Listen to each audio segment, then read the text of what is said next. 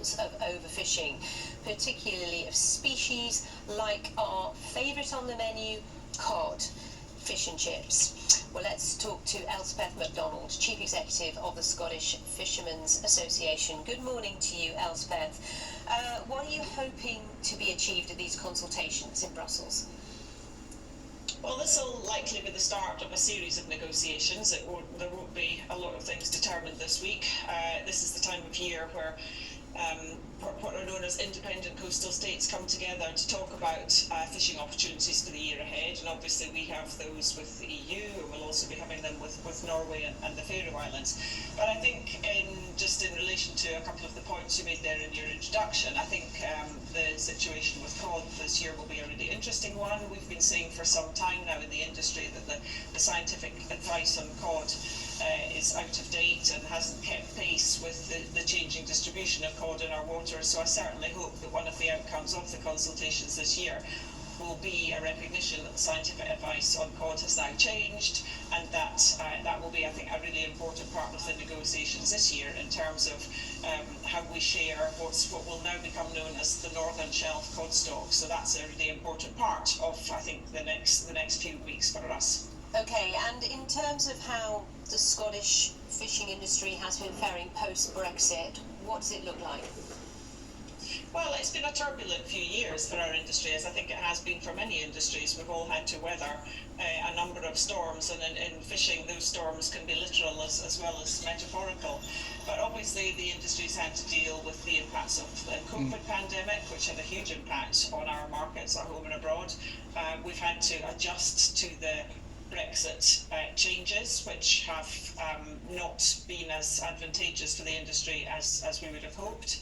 And we've also been impacted by the war in Ukraine, as so many businesses have been, so many sectors. The cost of fuel has been a real issue for us, but also too, Ukraine has been a key market for some of our key stocks in Scotland.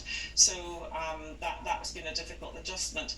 I think also, just listening to your earlier piece about how we move to net zero, the expansion of offshore wind in UK waters is going to be a real challenge for the fishing industry. We're seeing that already. We know that expansion is very ambitious. So I think it's really important that we don't lose sight of the fact that fishing needs to also be part of our journey to net zero. We can produce a really low carbon, sustainable foodstuff, but we must make sure that we've still got the space to operate in.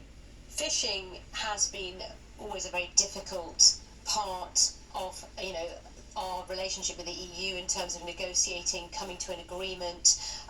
How do you feel you've been represented by the current government? And also Keir Starmer, head of the Labour Party, is talking about how he will renegotiate our relationship with Europe if he was to come into power. Your thoughts on all of that and how the politics is played out in all of this?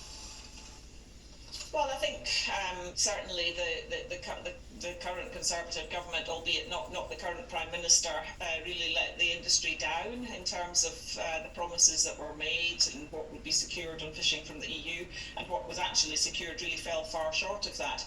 We already have a renegotiation of the fisheries heading that will be coming up. There's what's known as an adjustment period in fishing as part of the Brexit Treaty that we're currently operating within. So I think that any new government post-election, I hope that they would be looking to try and secure better arrangements for the UK fishing industry for that. And the particularly key element is being able to control access to our waters, because at the moment we can't do that, and that that means we're basically a state with our hands tied behind our back.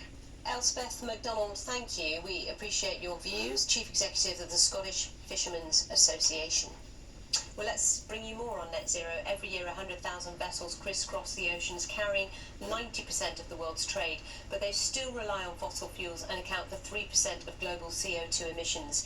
In Denmark, though, one new ship has been unveiled that runs on a new low-carbon fuel called green methanol. Owned by the shipping giant Maersk, it's the first container vessel to use this new technology. From Copenhagen, here's Adrian Murray.